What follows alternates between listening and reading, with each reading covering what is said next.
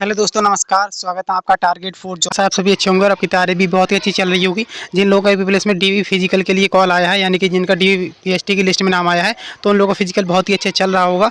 आप अपनी तैयारी भी साथ साथ करते रहिए। पढ़ाई ऐसा नहीं कि सिर्फ फिजिकल पर ध्यान देते रहें 24 घंटे। आप साथ साथ में तैयारी भी करते रहिए और फिजिकल की तैयारी भी करते रहिए।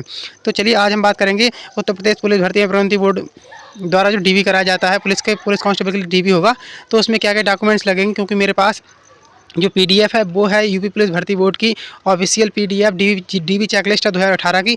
जिसने भी ये 2018 में दिया होगा, जिसका फिजिकल डीवी वगैरह दिया होगा, तो उसके पास ये लिस्ट होगी। कुछ लोगों के पास हो सकती है, कुछ के पास नहीं हो सकती। हालांकि ये जो लिस्ट है मेरे पास, ये ऑफिशियल लिस्ट है। इसमें बताया गया है क्या क्या हमको डॉक्यूमेंट्स लगने हैं, क्या क्या नहीं लगने। लेकिन कुछ यूट्यूब के लोग बता रहे हैं कि ये लगेगा, ये वो लगेगा, ऐसा नहीं होगा, वैसा नहीं होगा। तो कुछ लोग हमको डरा भी रहे हैं। ऐसा डरिए मत, क्योंकि जो मेरे पास पीडीएफ है वो ऑफिशियल भर्ती बोर्ड की पीडीएफ है। इसमें सब कुछ जो भी लगता है वो इसमें बताया गया है। कोई भी आपको एक्स्ट्रा चीज़ इसमें नहीं बताई गई है। जो भी लगेगा बस वही चीज़ें बताऊंगा मैं आपको, कोई एक्स्ट्रा चीज़ नहीं बताऊंगा। ऐसे यूट्यूब पे आजकल चल रहा है मार्केट में। तो चलिए, वीडियो में आगे बढ़ने से पहले आप चैनल को सब्सक्राइब कर दीजिए, वीडियो को लाइक शेयर कर दीजिए अपने दोस्तों के साथ। और बात करते हैं हम डीवी में सबसे पहले क्या डीवी पीएसटी में क्या क्या होगा और डीवी में कौन कौन से डॉक्यूमेंट्स लगेंगे। तो देखिए, सबसे पहले डीवी चेकलिस्ट की तरफ चलते हैं कि डीवी चेकलिस्ट में आपका क्या क्या लगेगा। उसके बाद बात करेंगे पीएसटी में क्या क्या होगा।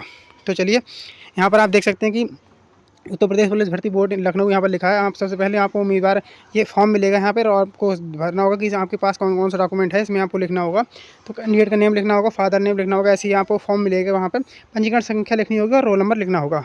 फोटोयुक्त पहचान पत्र आपको, यानी कि Aadhaar card, PAN card, DL, driving licence वगैरह, ये इनमें से कोई एक डॉक्यूमेंट्स आपके पास, एक नहीं दो वैसे तो ले जाइए आप। जैसे पैन कार्ड और आधार कार्ड, दो चीज़ें ले जाइए, अन्यथा डीएल ले जाइए। तो दो आपकी जो जो फोटो को युक्त पहचान पत्र है वो तो आपके पास होने ही चाहिए, दो से कम नहीं होने चाहिए। और उसके बाद आपका लगेगा निवास प्रमाण पत्र। इसके बाद आप देख सकते हैं जैसे फोटो युक्त पहचान पत्र है, फिर राजपत्रित अधिकारी द्वारा प्रमाणित छाया प्रति के साथ मूल फोटो युक्त पहचान पत्र, यानी कि उसकी फ़ोटो स्टेट कराकर आपको गजेटेड ऑफिसर द्वारा वो भी अटेस्टेड कराकर वो भी आपको ले जानी है। मूल जो फोटो पहचान पत्र है वो तो ले जाना है, और एक फ़ोटो कॉपी की जो वहाँ पर राजपत्रित अधिकारी द्वारा अटेस्ट करा के वो उसकी कॉपी भी ले जानी है।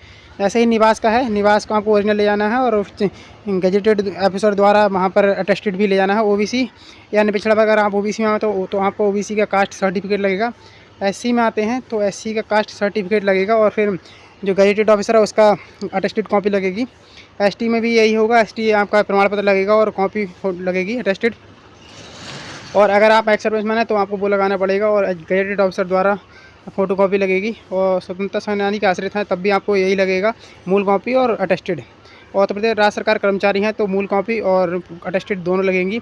होमगार्ड में है तो होमगार्ड से प्रमाण पत्र और गजेटेड ऑफिसर द्वारा अटेस्टेड कॉपी लगेगी। उसके बाद हाई स्कूल, आपके पास हाई स्कूल की जो सनद और मार्कशीट दोनों होनी चाहिए। अगर आपकी दोनों एक ही चीज़ में है तो फिर और बढ़िया है, अगर अलग अलग है तो दोनों अलग अलग ले जाइए।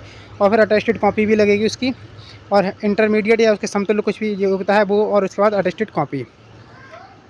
और जो अगला डॉक्यूमेंट है वो है आपका प्रादेशिक सेना प्रमाण पत्र, एनसीसी का प्रमाण पत्र ओ लेवल का। अगर ये कोई है तो आप दे दीजिए, अन्यथा नहीं है तो कोई इसमें इशू वाली बात नहीं है। आपकी यहाँ पर हाइट लिखी जाएगी, वेट लिखा जाएगा, और छाती यानी जो चेस्ट है वो लिखा जाएगा इसमें।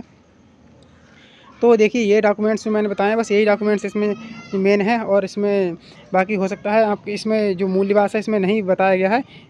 हाँ, इसमें है मूल निवास जो मैंने बताया, हो सकता है मैं नहीं बताया हो। तो आपका निवास प्रमाण पत्र भी लगेगा और अटेस्टेड कॉपी भी लगेगी।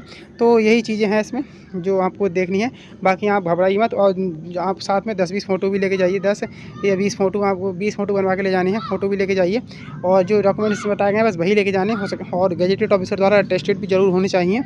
तो यही चीज़ें लगेंगी। बाकी कोई आपको फालतू बता रहा है ये लगेगा वो लगेगा, तो ज़्यादा चीज़ें आपकी नहीं लगेंगी फालतू में। जो चीज़ इसमें बताई गई बस वही चीज़ें लगेंगी। हो सकता है कुछ और ऐड ऑन कर दें, तो मैं कह नहीं सकता 2018 की है, क्योंकि 18 के बाद हो सकता है कुछ और ऐड ऑन कर दें। हालांकि इसके चांस कम ही हैं बहुत। तो आप लोग अपने फिजिकल की और डीबी की तैयारी भी करते रहिए। अगर आपका कोई डॉक्यूमेंट्स में गलती है तो उसको सुधार करवा लीजिए, अन्यथा एफिडेविट बनवा लीजिए। अगर आपने फॉर्म में कुछ गलत भर दिया तो उसको एफिडेविट बनवा के ले जाना, वहाँ पे उनको बता देना कि हमारी फॉर्म में ऐसी ऐसी गलती हो गई थी। तो वहाँ पर आपका जो एफिडेविट होगा वो लग जाएगा, और आपका जो डीबी है हो जाएगा। कोई दिक्कत होगी, अगर आपका डॉक्यूमेंट कम होगा तो आपको 2-4 दिन बाद कह देंगे, टाइम दे देंगे कि आप इस डेट में आ जाइए, और वहाँ पर आप जो अपना डॉक्यूमेंट्स है वो सबमिट कर दीजिए। तो ऐसा ही होता है, ऐसा नहीं एकदम फेल नहीं करते हैं डीवी में। अगर आपका कोई डॉक्यूमेंट नहीं है तो उसके लिए टाइम देते हैं आपको, 8-10 दिन का टाइम देंगे कि इस डेट तक आप डेडलाइन दे देंगे, इस डेट तक आप जो अपने डॉक्यूमेंट्स है वो बना के ले आइए, और हम ले लेंगे उसके बाद डीवी में। तो डीवी में तो लगभग यही सारी चीज़ें होती हैं, बाकी और एक्स्ट्रा कुछ नहीं होता। और रही बात पीएसटी की, तो देखिए पीएसटी में आपकी 2 चीज़ें चेक होती हैं, बस मेजर होती हैं। एक तो आपकी हाइट चेक होगी, तो आपकी जो हाइट है वो 178 सेंटीमीटर होनी चाहिए बॉयज़ के लिए। तो इससे अगर आपका कम है, जो भी आपकी और गर्ल्स के लिए जो भी दी है इसे उस हिसाब से आप देख लीजिए। उसमें आपने जब फॉर्म भरा होगा तो देखा ही होगा, तो जिस हिसाब से आपकी जो हाइट वगैरह है, अगर आपकी पूरी हाइट है तो आप फिजिकल की तैयारी करिए। अगर पॉइंट में कम है तो आप फिर भी फिजिकल की तैयारी करिए। अगर आपकी ज़्यादा कम है, सॉरी मैं यहाँ पर 178 बता गया हूँ, 168 सेंटीमीटर होगी, गलती से मैंने 178 बता दिया है, 168 सेंटीमीटर होगी, गलती से मैं बोल गया था 168 सेंटीमीटर होगी। आप 178 उसको ना माने, 168 ही माने। तो यहाँ पर आप देख 168 सेंटीमीटर आपकी जो हाइट होगी वो चाहिए कि, और जो जीडी वगैरह होती है उसमें 170 सेंटीमीटर मांगी जाती है। मैंने भी सीआरपीएफ का जो डीबी वगैरह है, फिजिकल डी मेडिकल वगैरह दिया था, तो उसमें 170 मांगी जाती है। यूपीएस में 168 मांगी जाती है।